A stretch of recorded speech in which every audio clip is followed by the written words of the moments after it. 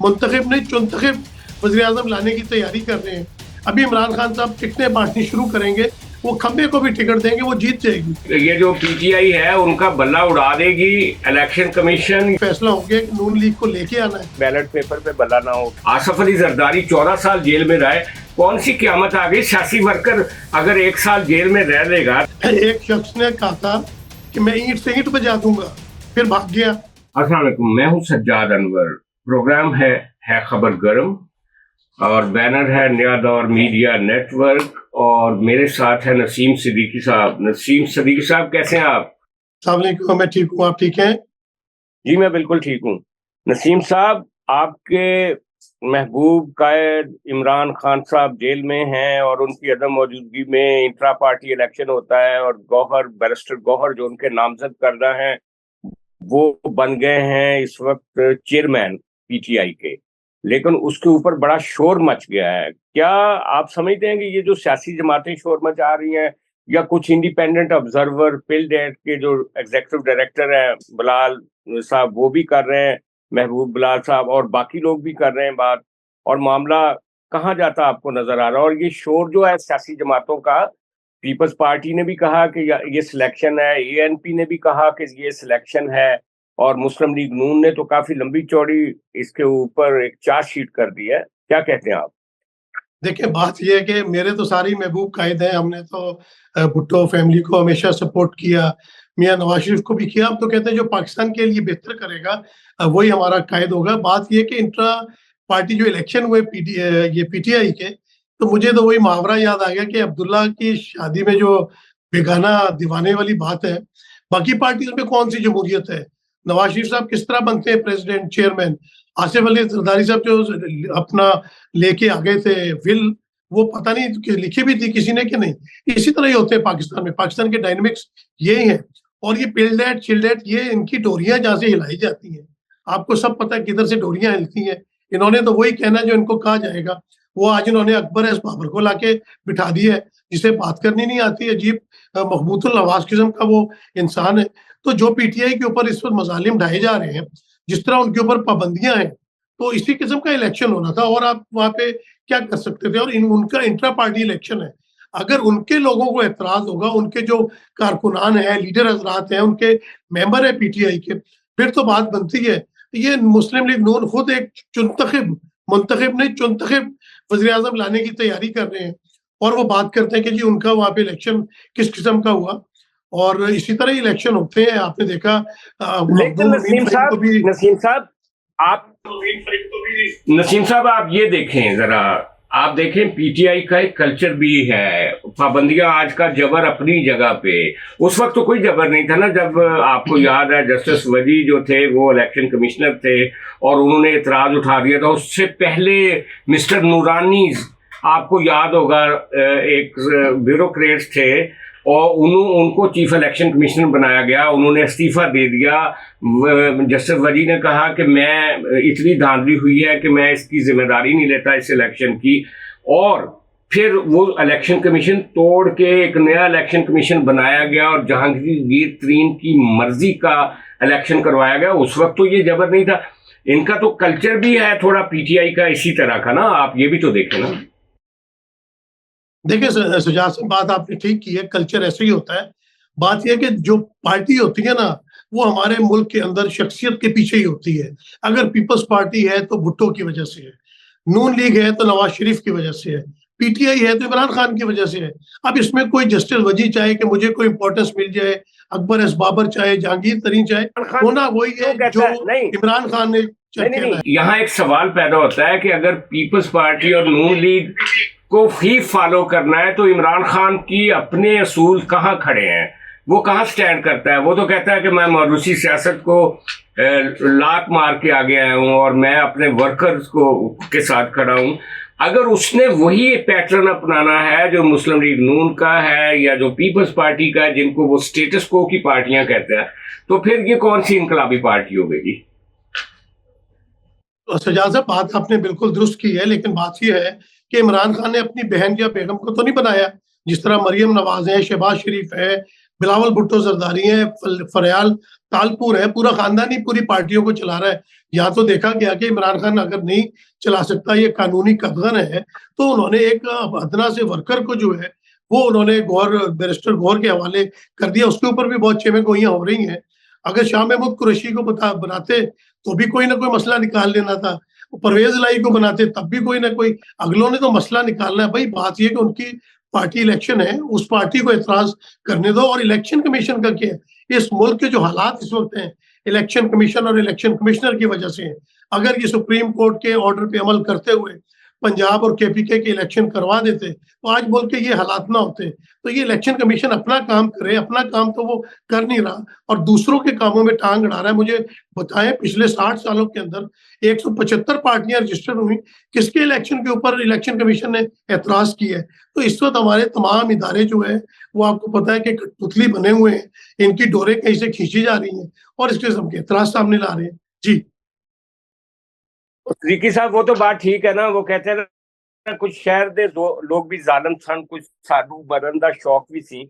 ये बुरा वक्त तो सारी पॉलिटिकल पार्टियों पे आता है, लेकिन वो जो असूल हैं, जिनका भाषण दिया जाता है, जिनके ऊपर आप एक नैरेटिव बनाते हैं कि दोनों पॉलिटिकल पार्टियां जो थी उनका कल्चर ये था, मैं मुख्तलिफ करूंगा, तो आप मुख्तलिफ तो कुछ नहीं कर रहे ना, आप भी वही कुछ कर रहे हैं जो वो पॉलिटिकल पार्टियां कर रही थी। वो तो मुस्लिम लीग नून ने भी एक दफा गुलाम हैदरवाई को वजीर आला लगा दिया था, और पीपल्स पार्टी ने तो वजारत उज़्मा जो अपने दो मतलब अपने खानदान के बाहर के लोगों को दी हुई है।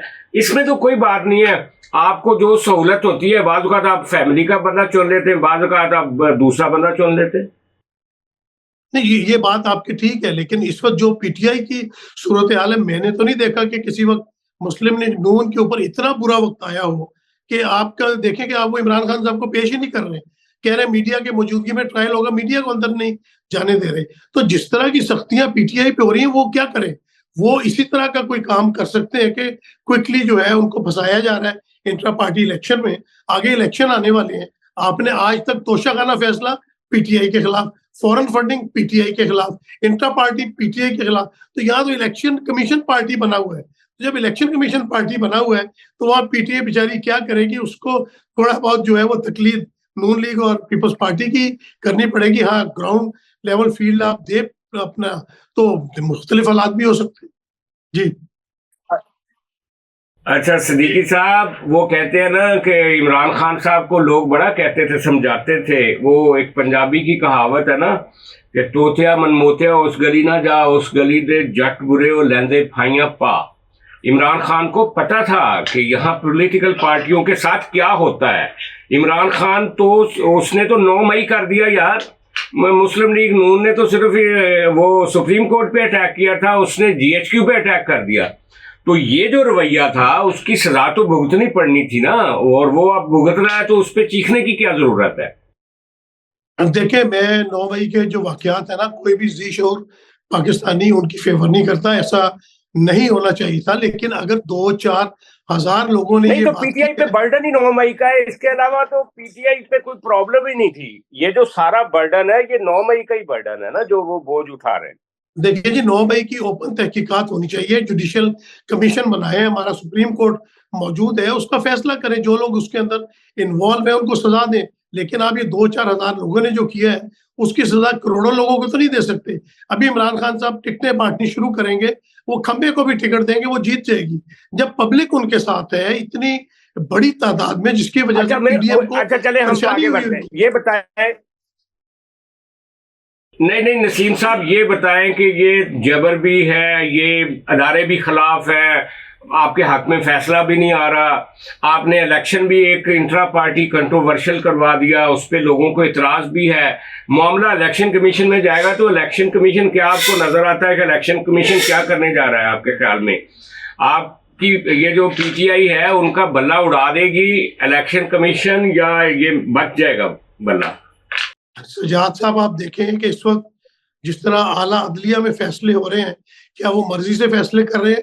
अगर वो मर्जी से कोई फैसला करना चाहते हैं तो उनके सामने धरना करवा दिया जाता है, बड़े प्रोटोकॉल के साथ रेड जोन के अंदर डंडे लेके आते हैं मौलाना के लोग, पुलिस की गाड़ियों में उनको शिफ्ट किया जाता है। जिस तरह ये बात तो आप ये बात तो, ये हरबा तो नवाज शरीफ के खिलाफ भी इस्तेमाल हुआ था ना, बड़े प्रोटोकॉल के साथ लोगों को पैसे देके वापस भेजा गया था। हाँ, नहीं होना चाहिए डंडा बरदार थे, उन्होंने भी लोगों को मारा था। देखिए ना, फिर जो लोग जो लोग ये करते हैं, क्या उनको कटहरे में लाया जाता है? उसके अलावा आप देखें कि जज अबुल हसनात जो है, जिस तरह जेल ट्रायल कर रहे हैं और सुप्रीटेंडेंट जेल जो है उनकी बात नहीं मान रहा, तो इलेक्शन कमिश्नर या इलेक्शन कमीशन की क्या मजाल है कि वो खुद से कोई फैसला कर सके? उन्होंने जिधर से ऑर्डर आना है उन्होंने उस पर अमल करना है। अगर उनको कह दिया गया कि बल्ले का निशान बैलेट पेपर पे नहीं होगा तो नहीं होगा। पीटीआई को इलेक्शन, आपको क्या लगता है इलेक्शन कमीशन का फैसला, इलेक्शन कमीशन में ये पिटीशन जाएगी और इस पर कोई फैसला किस तरह का लग रहा है आप? मुझे तो लग रहा है कि अगर कोई पिटीशन वगैरह जाएगी तो इलेक्शन कमीशन जो है वो पीटीआई के खिलाफ ही फैसला देगी। तो नसीम साहब, प्रिसाइजली क्या देख रहे हैं आप, फैसला क्या आएगा इलेक्शन कमीशन का? देखिए जी, इलेक्शन कमीशन ने वही फैसला करना है जो उनको लिख के दिया जाएगा। आजकल तो फैसले लिख के दिए जाते हैं और वो सिर्फ आपको आके पढ़ने होते हैं, भले वो प्रेस कॉन्फ्रेंस हो, भले वो कोई जज साहब हो। तो जब फैसला हो गया कि नून लीग को लेके आना है, मैं कहता हूँ कि पीटीआई से मुझे 100 तरह के इख्तलाफात हैं, लेकिन मैं कभी भी नहीं चाहता कि बैलेट पेपर पे बला ना हो, पहली बात। और दूसरी बात यह है कि इलेक्शन कमीशन कोई अकेला अदारा नहीं है, ऊपर इस्लामाबाद हाई कोर्ट है, फिर सुप्रीम कोर्ट है। मेरा ख्याल है कि बल्ला बैलेट पेपर पे रहेगा। असल बात पीटीआई को डेस्परेट करने का सिस्टम उसको डेस्परेट कर रहा है, ये बात आपकी दुरुस्त है, लेकिन बल्ला हटाया नहीं जाएगा बैलेट पेपर से, जहां तक मुझे समझ आ रही बात। देखें, अगर नहीं हटाते बहुत अच्छी बात होगी, लेकिन ये जो आपने ऊपर की बातें की है ना, ये ऊपर शुपर कोई नहीं है, ऊपर शुपर हर चीज मैनेज्ड है। आज आपने देखा कि वो उन्होंने एक खत भी दे दिया है। अब मुझे बताएं कि आला अदलिया को रद्द-ए-अमल देने की क्या जरूरत है? अगर आपको तमाम लोगों के ऊपर आप आइन के मुताबिक काम कर रहे हैं, तो आपको अपना रद्द-ए-अमल देना ये छोटी बात मुझे लगती है। बहरहाल अगर बल्ले का निशान होगा तो फिर ये पूरी पीडीएम किधर जाएगी? वो देखिए, उसमें उसमें ये है कि जो पीटीआई चेयरमैन की तरफ से खत लिखा गया था ना कि सुप्रीम कोर्ट के चीफ जस्टिस को, उसका वाहद तरीका अब ये है, अब तो चीफ जस्टिस के पास वो सो मोटो एक्शन नहीं है ना, सो मोटो के इख्तियारात भी नहीं है, वो 3 लोगों पे चले गए। तो वो पिटीशन अपनी एक हामिद खां से बनवाएं और सुप्रीम कोर्ट में दायर करें, और अगर उनको इंसाफ नहीं मिलता फिर तो आप बात करेंगे। लेकिन अगर आप पॉइंट स्कोरिंग करना है लोगों की कंजम्पशन के लिए कि खत लिख दिया है चीफ जस्टिस को, और चीफ जस्टिस के पास कौन सी मतलब एग्जेक्टिव पावर्स हैं कि वो इनके लोगों को एक एक केस को एक अलग अलग तरीके से देखना पड़ता है ना कोर्ट को। कोर्ट कोई एक कंपाउंड मतलब पूरी पार्टी के फैसले तो नहीं इकट्ठे कर सकता ना, उसकी भी अपनी रियलिटीज हैं सुप्रीम कोर्ट की ना। जाट साहब, आपने बात बड़ी अच्छी की है, लेकिन मुझे ये बताएं कि एक जज साहब जो है वो जमानत देते हैं, उसको पुलिस दोबारा गिरफ्तार कर लेती है, फिर जमानत देते हैं, फिर गिरफ्तार कर लेती है। अंधेर नगरी चौपट राज बना हुआ है। तो ये जजेस का काम है, वो देखें कि अगर उनके ऑर्डर्स के ऊपर अमल नहीं हो रहा तो ये किसने अमल कराना है? ये भारत की सुप्रीम कोर्ट आएगी, ये किसी और मुल्क के जज आएंगे? इन्हीं जजों ने अगर 3 मिलकर सो मोटो ले सकते हैं तो 3 सर जोड़ के बैठे और अवाम को इंसाफ दें, जिसके लिए वो इन कोर्टों में आए हैं, जिसकी वजह से उनको तनख्वाहें मिलती हैं, नहीं तो घर को जाए। नहीं, लेकिन हर अदालत का जिम्मेदार तो चीफ जस्टिस सुप्रीम कोर्ट नहीं है ना, पहली बात। और दूसरी बात यह है कि ये कोई नया हो रहा है क्या? आपने खुर्शीद शाह और ख्वाजा आसफ का केस नहीं देखा? वो कितने कितने साल बिलावजह अंदर रहे थे और वो एक केस में जमानत करवाते थे और दूसरे में उनको पकड़ लिया जाता था। आसफ अली जरदारी 14 साल जेल में रहे। कौन सी क़यामत आ गई? सियासी वर्कर अगर 1 साल जेल में रह लेगा तो उसमें प्रॉब्लम क्या है? प्रॉब्लम सिर्फ ये है कि आप ये समझते हैं कि आप कानून से बालातर हैं और बाकी पॉलिटिकल पार्टियां अगर सफर करती रही हैं तो वो उनकी वो तो कोई कमतर खुदा के बच्चे थे, वो कोई उस तरह के रियासत मदीना के लोग तो नहीं थे ना। रियासत मदीना वाले तो एक दिन भी जेल में नहीं काटना चाहते, रोज उनकी 10-10 वकील पेश हो रहे होते हैं।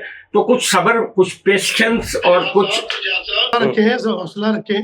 बात ये है कि 2 wrongs cannot make 1 right। Khurshid Shah के साथ, ख्वाजा साद रफी के साथ, जिसके साथ भी ज्यादती हुई नहीं होनी चाहिए। हम यही कहते हैं सिस्टम चेंज होना चाहिए। और उन लोगों को भी अगर रिलीफ मिला था तो सुप्रीम कोर्ट से मिला था। अमेरिका में सुने उन्हें उन्हें भी जो इमरान रिलीफ खान मिला था। अमेरिका में खड़ा होकर कहता है, क्राउड के सामने, लोगों के सामने कहता है कि मैं जाऊंगा, इनके एसी बंद कर दूंगा, इनका जेल में जो फैसिलिटीज है वो खत्म कर दूंगा और इनको मैं छोड़ूंगा नहीं।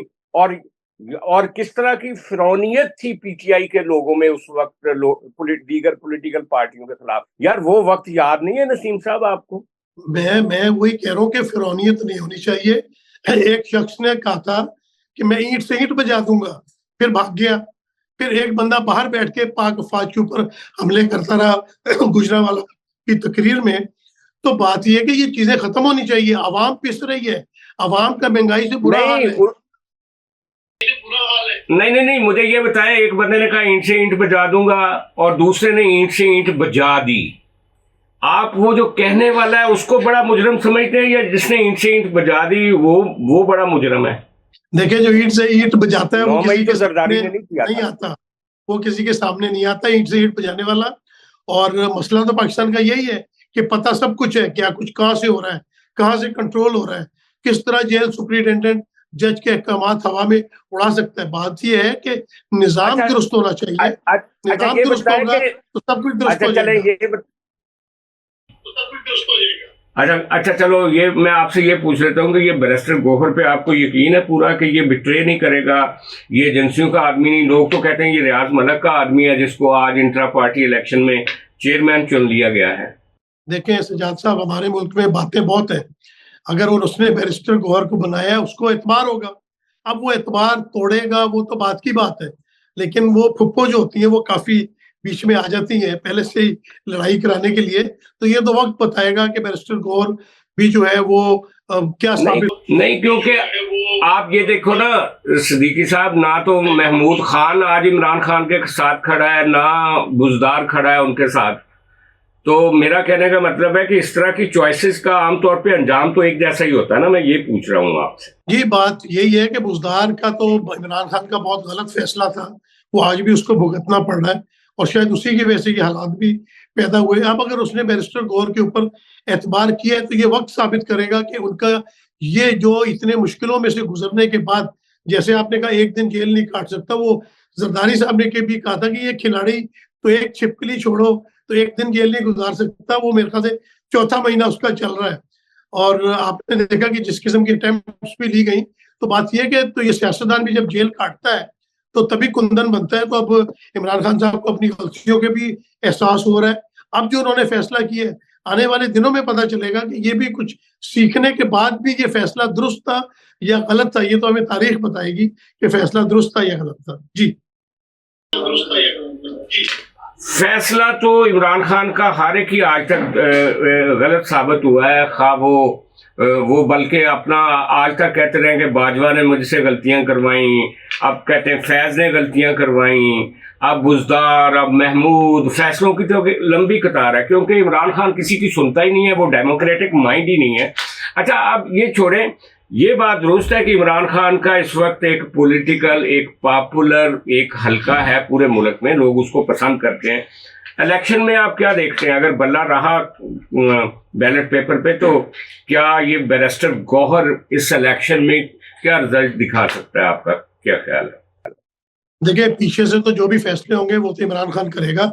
अगर बल्ले का निशान बैलेट पेपर पे हुआ तो फिर बल्ले बल्ले ही हो जाएगी, क्योंकि अगर बैरिस्टर गौहर ने भी किसी खंबे को भी टिकट दे दिया ना तो लोगों ने वोट उसको देना है। ये सब मिलके भी अगर अपना कैंडिडेट खड़ा कर ले और फेयर एंड फ्री इलेक्शन होते हैं तो ये बल्ले को पकड़ नहीं सकते, इनकी जमानतें जब्त हो जाएंगी। किसी नौजवान को अगलों ने इंतजाम किया हुआ है। मियां नवाज शरीफ को रेड कारपेट दिया गया है, उनको लंदन से वजीर आजम का प्रोटोकॉल मिल रहा है, तो कहां से बल्ला जीतेगा? क्या आप देख रहे हैं दिन के वक्त नवाज शरीफ साहब तो सोच रहे हैं इलेक्शन लड़ूं या ना लड़ूं। ना लड़ेंगे तो शायद इज्जत बच जाए, अगर इलेक्शन लड़ लिया तो फिर तो कोई इज्जत रह नहीं जानी। वो तो जलसे जुलूस नहीं कर पा रहे, वो तो अवाम में नहीं जा पा रहे, वो तो जोड़ तोड़ में लगे हुए।